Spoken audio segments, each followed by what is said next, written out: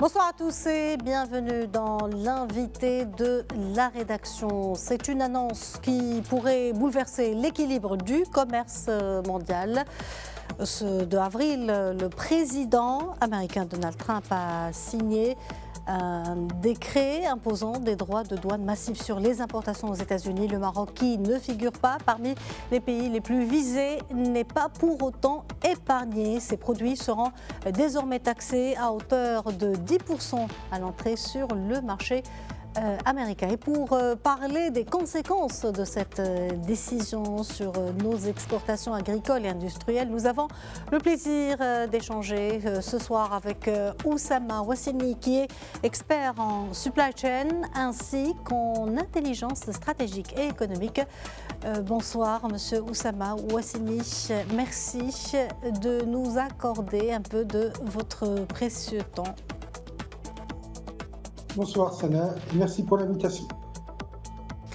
Alors, le Maroc qui n'entretient pourtant pas de contentieux commercial avec Washington se voit donc aujourd'hui imposer un taux plancher de 10% au même titre que d'autres pays d'Afrique, du Moyen-Orient ou d'Amérique latine. Une mesure qui risque de fragiliser certains exportateurs marocains. Quels sont les secteurs qui seront les plus affectés par ces nouvelles barrières tarifaires? Donc, Sana, nous avons approximativement 3 produits que nous exportons très souvent aux États-Unis. Les semi-conducteurs, des pièces et accessoires qui sont approximativement dans les 200 millions à 250 millions de dollars. Et nous avons aussi les pièces et les accessoires de véhicules automobiles et aéronautiques. Le montant est approximativement d'exploitation dans les 200 millions de dollars. Et nous avons bien entendu les engrais chimiques et minéraux, donc on en parle du phosphate, qui dépasse à peine les 100 millions de dollars. Voilà. Pour moi, ce sont les 3 produits qui seront les plus touchés partiellement par cette imposition. Mais je pense qu'il faudrait regarder un peu au niveau de l'accord de libre-échange de l'année 2016-2017, au niveau des produits à 100% marocains. Donc, est-ce que la valeur ajoutée, bon là j'appellerai les juristes à mieux en discuter plus tard. Voilà. Monsieur Ouassini, cette mesure entre en vigueur dès demain, samedi, à 4h01 heure GMT, et s'applique à toutes les marchandises en provenance du Maroc. Quel impact sur l'accord de libre-échange qui nous lie aux États-Unis depuis près de 2 décennies? Madame Sana, personnellement, elle est minime. Je vais vous donner juste 2 chiffres pour pouvoir expliquer. Nous avons exporté l'année dernière plus de 2 milliards de dollars de nos produits. Nous avons un déficit commercial avec les États-Unis de 3 milliards de dollars. Donc cela veut dire que nous importons 5 milliards et nous exportons 2 milliards. Le problème est plus au niveau des importations que des exportations. Une décision qui relance les tensions commerciales à l'échelle planétaire, alors que la mondialisation ralentit et que les chaînes d'approvisionnement se reconfigurent. Ce tournant remet en question tous les équilibres. Quel impact pour un pays comme le Maroc, qui cherche à s'insérer dans des chaînes de valeur globales tout en multipliant les accords de libre-échange? Pour en parler, je vais partir de la dernière décision qui était prise par notre ministre du Commerce et de l'Industrie. Là, je vous une petite parenthèse. La décision a été prise un peu plus tard. Bon, on ne va pas polémiquer dessus, ça se voit que cette décision spot.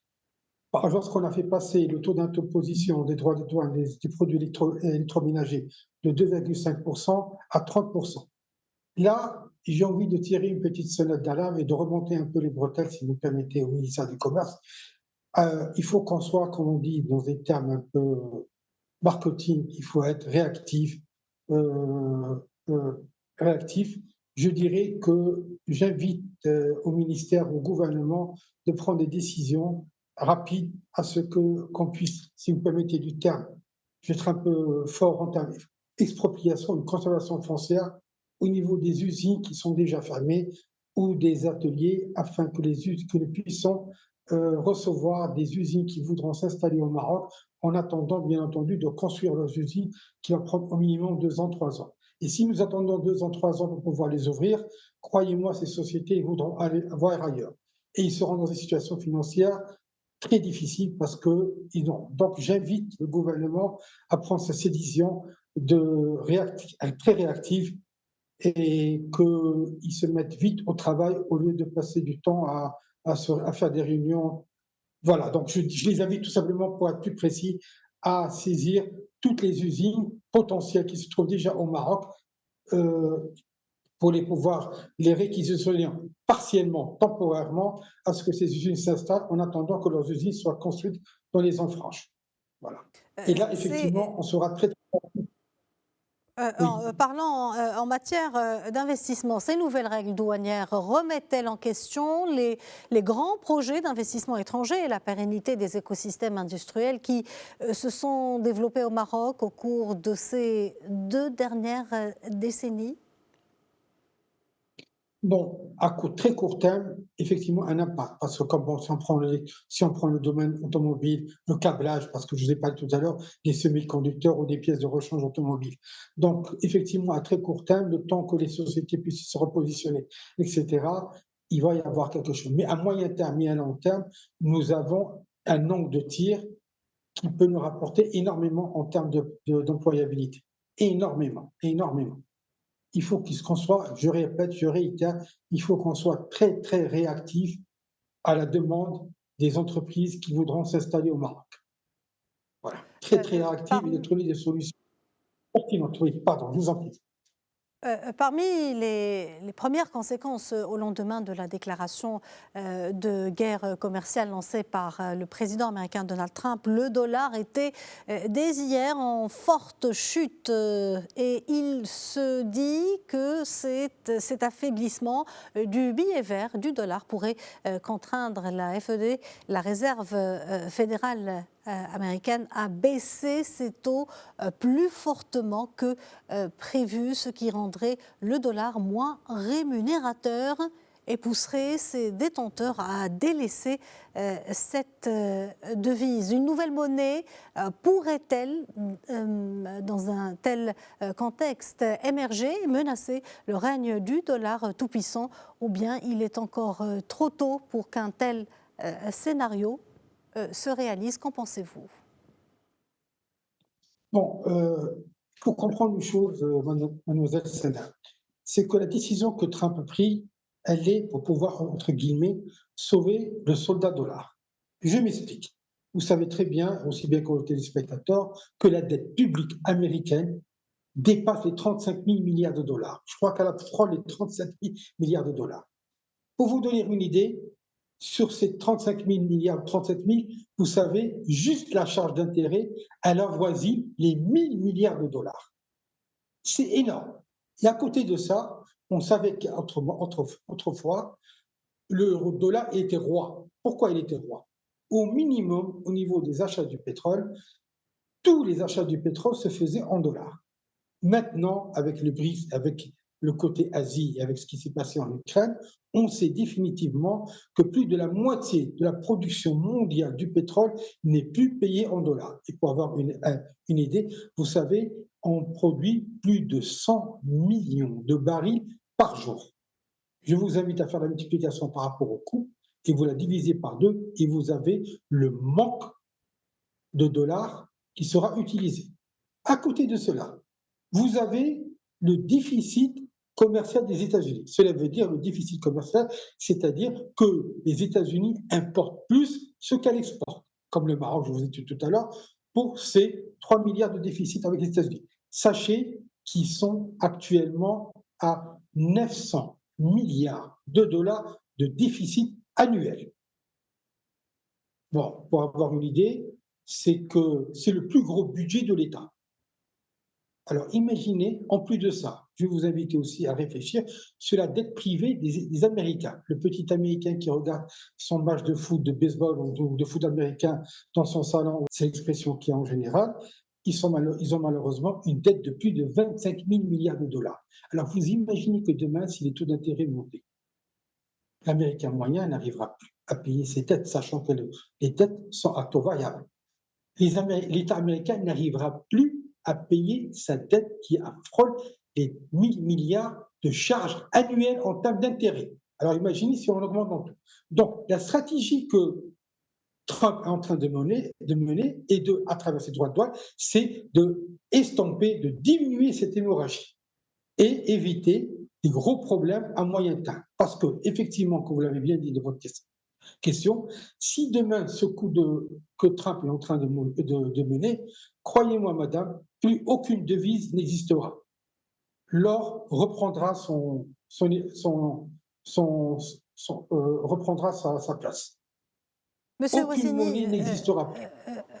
pour finir, la réaction des marchés financiers a été marquée par un net repli, pour ne pas dire une dégringolade, de tous les principaux indices en Europe, en Asie et partout dans le monde, y compris au niveau de Wall Street. Quid de l'impact sur nos porte-monnaies de ces nouvelles mesures protectionnistes qui risquent bien de relancer l'inflation?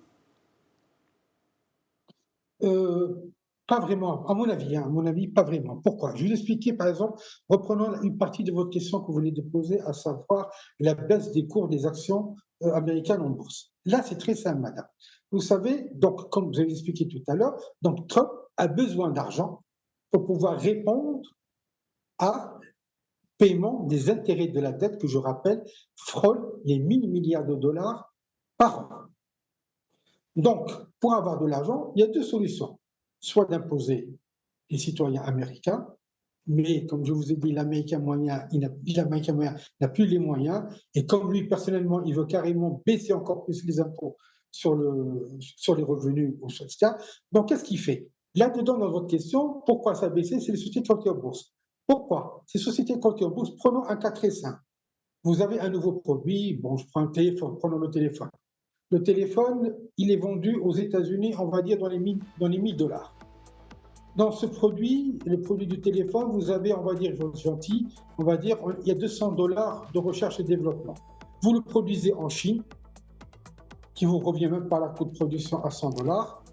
Donc, pour ne pas le vendre, oui. Monsieur Oussama Ouassini, Oui. je vous prie de nous excuser. Nous arrivons à la fin de notre rubrique. Je vous remercie pour ce précieux éclairage. Merci d'avoir répondu à nos questions. Je rappelle que vous êtes expert en intelligence stratégique et économique. Merci. Voilà qui referme notre rubrique de l'invité de la rédaction. Merci de l'avoir suivi. Bonne suite de programme sur Média TV.